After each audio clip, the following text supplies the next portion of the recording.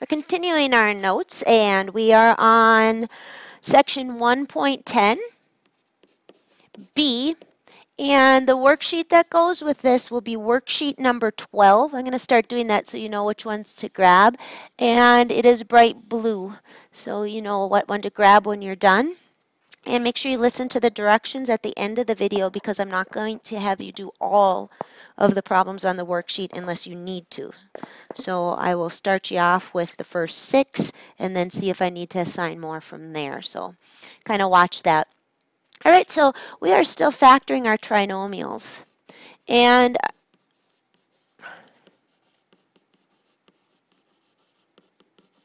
your trinomial has, tri means 3, like a tricycle or triangle, has 3 terms. And they look like ax squared, like 5x squared plus 6x, maybe minus some number, a constant, 10. And we're trying to break it apart or unfoil it. And I gave you a method to do that yesterday. But yesterday, or the last section, we had everything being positive. So we're just going to review a little bit what we do when we have signs that are different in there. So I'm just going to take a little review problem that has some negatives in it, just to revisit that. So I'm going to take the easy kind where we lead in a 1, and I'm going to call this x squared minus 4x minus 12. And throwing the negatives in just means you're going to have to think a little bit more. We still know we have to lead in x and x because that's the only way to get our x squared. But there are multiple things that multiply to equal 12, and I like to list them from the bottom up, which means 1 times 12 does, 2 times 6 does, and 3 times 4 does. All of those multiply to equal positive 12. But I need a negative, which means I know that one of the signs has to be negative. So I have to kind of think of how I can get a negative 4 out of the 2 numbers.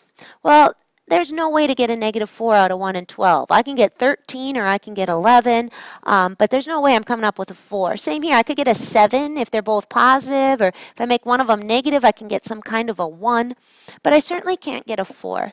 So this is my winning choice right here. I know I have to choose 2 and 6, but I have to mess around with the signs a little bit, because again, if they're both positive, I'm going to add up to 8. If they're both negative, I'm going to add up to negative 8. So I need 1 positive and 1 negative. And to make that decision, the negatives need to win out. So I need to make sure I have more of those than I have of positives. And I will have factored it correctly. Now what we're going to do is take that idea combined with what you were doing in the last section, and we're going to throw a lead number out front here. And then we're going to also mess with the signs a little bit. So what we're going to do is, you should have that little cardstock note sheet where it has the steps written on it. And I want you to rewrite those steps over here.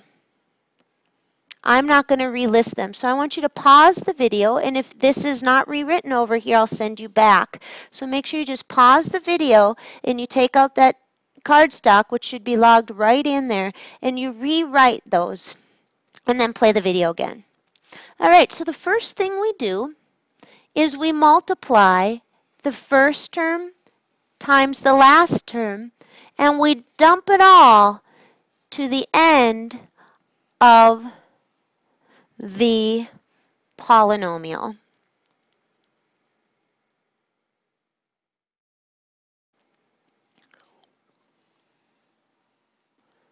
Just like that. So we dump that on there. Sorry, I've got a typo. I'm going to have you fix it. I want this to be a 4. Sorry. Anyway, I'm going to dump that on there and get an 8. So you might need to pause and rewrite that. So the first thing I do is multiply the first and the last. The second thing I do is I break it up and I don't have to worry about what's going on out front. That's why I'm teaching you a different method so that you don't have to spend so much time trying to mix and match and multiply and add. You can just put that, it's got to be P and P. The next thing I do is I need to make sure I get an 8 when I multiply those last terms. I can choose 8 and 1 or 2 and 4. This makes my determination. There's no way to get a 7 out of a 2 and a 4. But I can out of an 8 and 1. And again, one of them has to be negative. So I know I need a plus and I know I need a minus.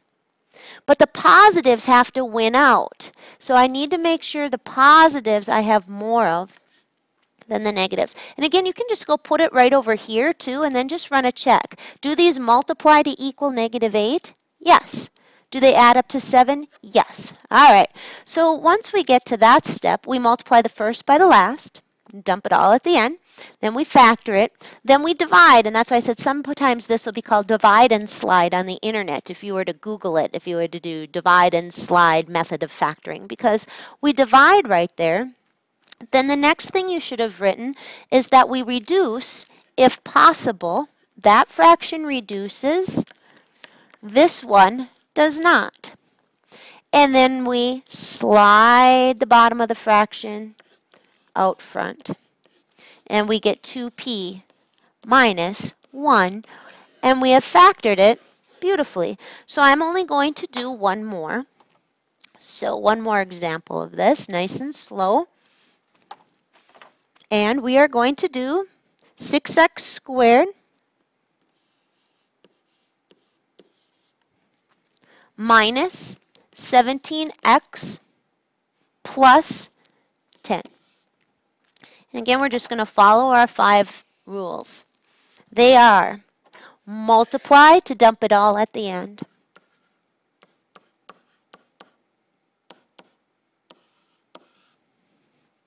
Factor that remaining polynomial. So we only need to worry about the back, and we just, again, when they get kind of big, you might want to build it from the bottom up. 1 goes into 60, 60 times. 2 goes into 60, 30 times.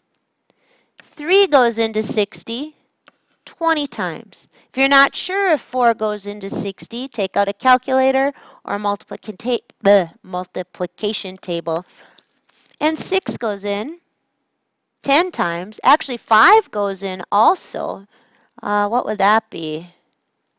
12 times. So we've got lots of things, but I actually could have stopped right here. And why could I have stopped right there? Because keep in mind, we know, actually that one I couldn't have stopped right there. It's got to be this one. Here's why.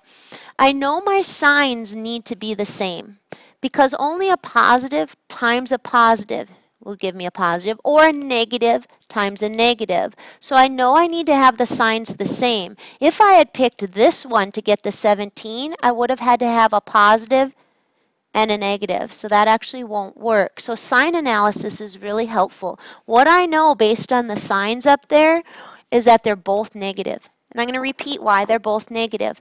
I need to multiply to equal a positive and add up to a negative. So it looks like actually I had to take this all the way on out, because there's no way to get, again, I know they both have to be negative, and the only pair of these that add up to negative 17 is this last pair. So I'm at x minus 5, x minus 12. And here comes the divide and slide. I multiplied by 6, so I'm going to reintroduce that on the bottom here. If possible, I will reduce that fraction. 5/6 does not reduce, so I leave it. 12 over 6 reduces to 2. Now I slide the denominators out front, and that gives me 6x minus 5 times x minus 2. And what I'm going to ask you when you come up to me is I'm going to say, well, how could you check this? If you're taking a test, how could you know if this is right? And the answer to that is, to check it, you can FOIL. And we're going to go do that right now because foiling's pretty easy. So let's go do that. Let's run a check and see if this actually works. 6x times x is 6x squared. Let's go look at our original problem up here. Score. All right, let's go to our outside. 6x times a minus 2 is a minus 12x. Let's go to our inside. Negative 5 times x is a minus 5x. And let's go to our last. Negative 5 times a negative 2 will give me a plus 10. When I combine my outside and inside, I'll get 6x to the second minus 17x plus 10. And let's look at what the original problem was. Score. So I know I've done it right, and I'm super happy. All right, so you bring the notes up to me. I'll ask you a couple questions, and just in case I forget to tell you because it gets kind of chaotic, once you are done with this, you're moving on to a bright blue worksheet. It says number 12 on the top.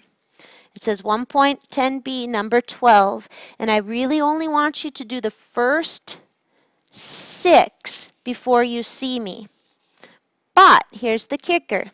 I want you to make sure, just to make sure you're doing it right, I want you to check number 1 by foiling. I'm not going to have you check all of them because that takes a while, but I want you to check your number 1 by foiling it. And if you do not have it right, come see me or Mr. Doorholder, Miss Dutzman. So right now the blue worksheet has 18 problems on it. I'm not going to make you do all 18 unless it's necessary. Less is more if you can do them. So you're going to do number 1. You're going to check it by foiling. If it's right, you're going to move on. If it's wrong, you're going to come see one of us before you move on. Once you're done with number 6, you're going to bring it up. And if those are going well, I'm only going to probably assign 2 others. All right, so make sure you're really focused. Use that little card stock because you don't want to be doing 18 of them. 6 would be much better, I think. Anyway, peace out, Girl Scout.